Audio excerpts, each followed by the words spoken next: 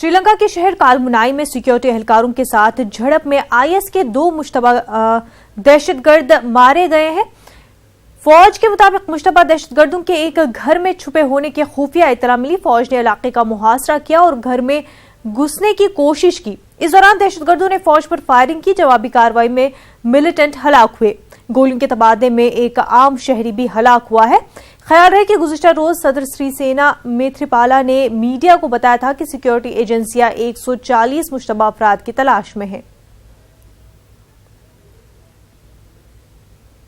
श्रीलंका के सदर सिरिसेना और वजीर आजम विक्रमासिंघे के बीच सब कुछ ठीक नहीं है।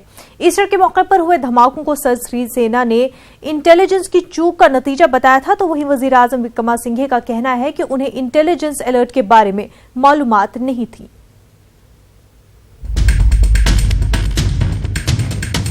श्रीलंका की पुलिस ईस्टर के मौके पर हुए धमाकों के कसूरवारों की तलाश में जगह जगह छापे मार रही है।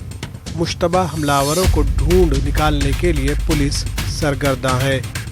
इन हमलों ने खुफिया इदारों की कारकर्दगी के ताल्लुक से कई सवालों को जन्म दिया है, क्योंकि पुलिस समेत सरकारी इदारों को इन मुमकिना हमलों की वार्निंग पहले से मिल चुकी थी। श्रीलंका के सदर सिरिसेना मैत्रीपाला ने भी गुज़श्ता दिनों यह एतराफ़ किया कि इंटेलिजेंस में चूक ईस्टर के मौके पर हुए धमाकों की अहम वजह है, लेकिन वजीर आजम रानिल विक्रमासिंघे का कहना है कि इन हमलों से कब्ल उन्हें इंटेलिजेंस अलर्ट के बारे में मालूमात नहीं दी जा रही थी। हालांकि वजीर आजम रानिल विक्रमासिंघे ने इतवार को हुए धमाकों के फौरन बाद ये कहा था कि पुलिस के आला हुक्काम ने मुमकिन हमलों के बारे में जानकारी दी थी। इन हमलों के बाद वजीर आजम और सदर के बीच जारी कशीदगी एक बार फिर अवाम की तवज्जो का मरकज बन गई है। Bureau report, news 18 Urdu.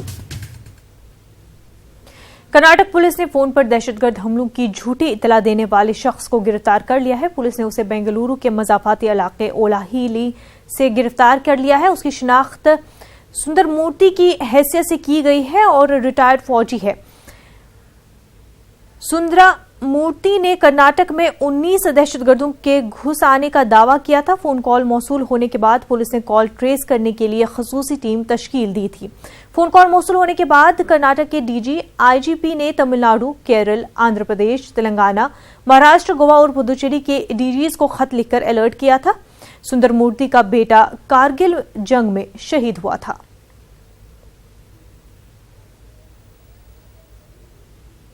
Sri Lanka में चर्च और होटलों में हुए दहशतगर्दाना हमले के खिलाफ मेरठ में जमीयत उलमा हिंद और कौमी एकता सद्भावना समिति की जानिब से एहतजाजी मुजाहरा किया गया। हमले में हलाक हुए अफराद को खराज अकीदत पेश किया गया। शहर के अदबी और मजहबी शख्सियात के अलावा मुख्तलिफ मजहब व मिल्लत के अफराद ने उस एहतजाज में शिरकत की और उन्होंने दहशतगर्दी के खिलाफ अपने गुस्से का इजहार किया।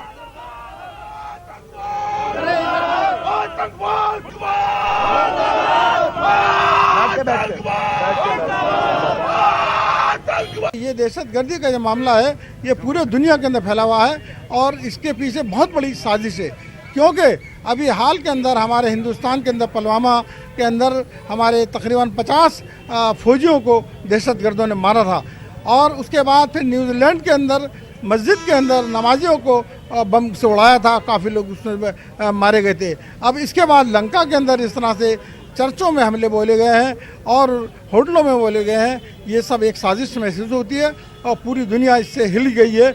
हम खासतौर से अक़वाम मुत्तहिदा से भी इस बात का मुतालबा करेंगे कि वो इसके खिलाफ कार्रवाई करे और इसकी तहकीक़ात करे। आतंकवाद का कोई धर्म नहीं होता, कोई जात नहीं होती थी।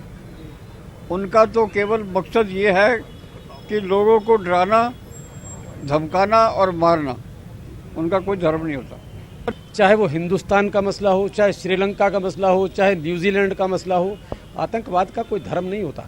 ना आतंकवादी किसी जाति विशेष का होता है, बल्कि वो तो एक अपने कुछ पैसे की लालच में लग जाते हैं लोग, कुछ कहीं से और मज़हब के लालच में लग जाते हैं और पूरे मज़हब को बदनाम करने के लिए सिर्फ 2 ही लोग काफ़ी होते हैं। उसका कोई बड़ी ताकत है, उनके पीछे कोई ना कोई साजिश है, बहुत बड़ी साजिश है।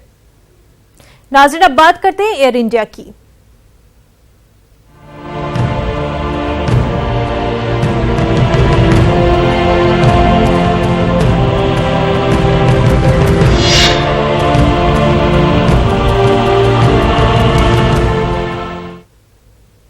एयर इंडिया का सर्वर कई घंटे डाउन रहने के बाद बहाल हो गया है। सर्वर डाउन रहने की वजह से हिंदुस्तान समेत पूरी दुनिया में एयर इंडिया तैयारों की परवाजें मुतासिर हुई।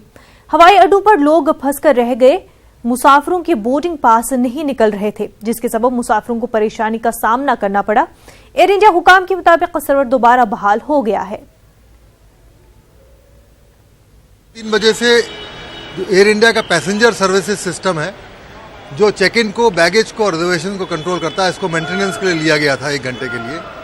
ये सीता ने लिया था। सीता एक कंपनी है इंटरनेशनल जो ये पैसेंजर सर्विसेज सिस्टम को देखरेख करती है, उसको चलाती है।